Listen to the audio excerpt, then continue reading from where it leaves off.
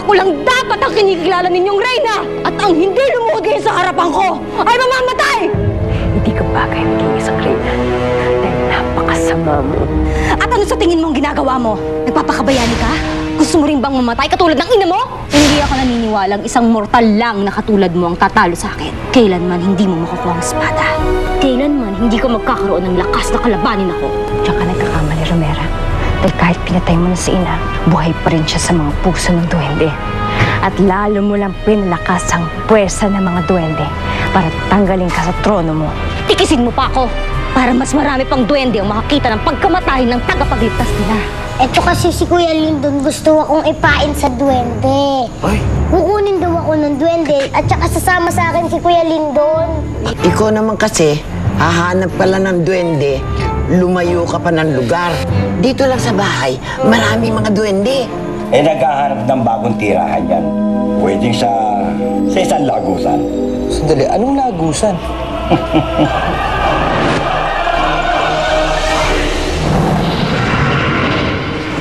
Bitawan mo ako! Aray! Saktan ka ba? Bakit hindi mo ginamit ang kapangyarihan mo, Ate Georgina? Nakalimutan mo na ba? Hindi ako tunay na duwende. Wala akong kapangyarihan. Naging maliit lang ako dahil sa sumpa. Kung may kapangyarihan, sana ako, Ate Georgina, hindi kita kaya masaktan. Huwag ka mag-alala. Doon sigurado magkakaroon ka ng napakalakas na kapangyarihan. Pero sa ngayon, ako muna mag-aalaga sa'yo, ha?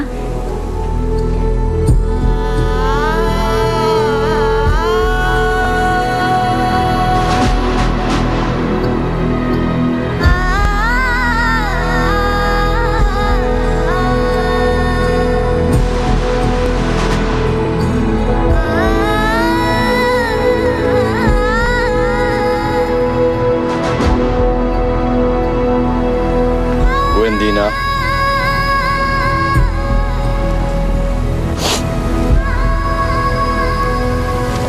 Buendina, anak. Bakit hindi ka sumalo sa hapunan? Wala po akong gana eh. Kagabi pa po masama ang pakiramdam ko. Tungkol ba ito kay Abiana?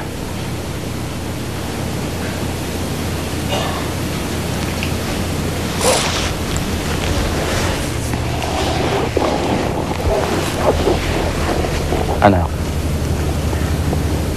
pwede mo akong kausapin. Hindi ako magagalit. Gusto ko lang na malaman mo na ang lahat ng ginagawa namin ng inang mo, ang lahat ng ito ay para sa iyo. Inaayos namin ang kaharian para pagdating ng araw, ikaw naman ang mamumuno dito.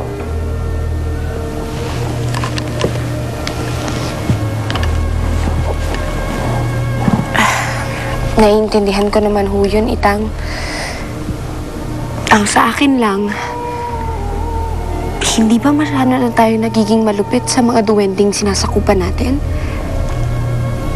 Meron naman ho siguro ibang paraan para sundin nilang mga gusto natin. Pero ito lang ang paraan na alam ko. Ang paraan na itinuro sa akin ng inang mo. Anak, magtiwala tayo sa kanya. Alam niya kung ano makakabuti para sa ating pamilya.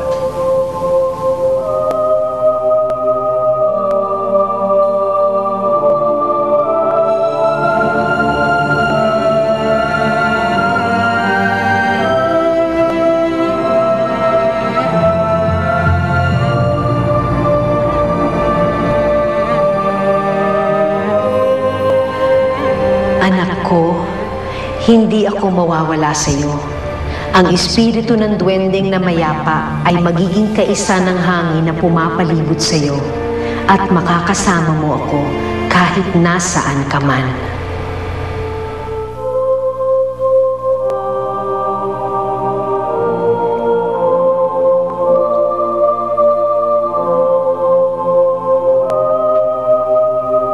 Nandito ka pa rin ba, Ina? Hindi mo ko iniwanan.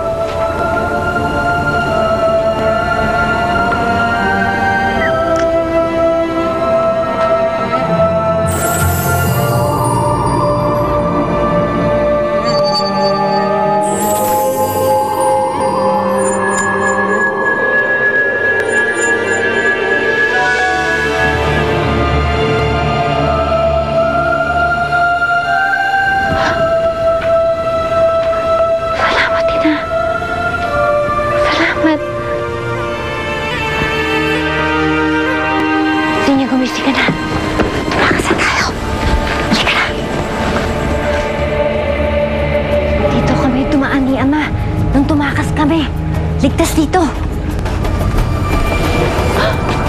May mga kawal dito. Hoy! Anong ginagawa niyo dyan? Sa Prinsesa Dortina! Nagtatakang tumakas!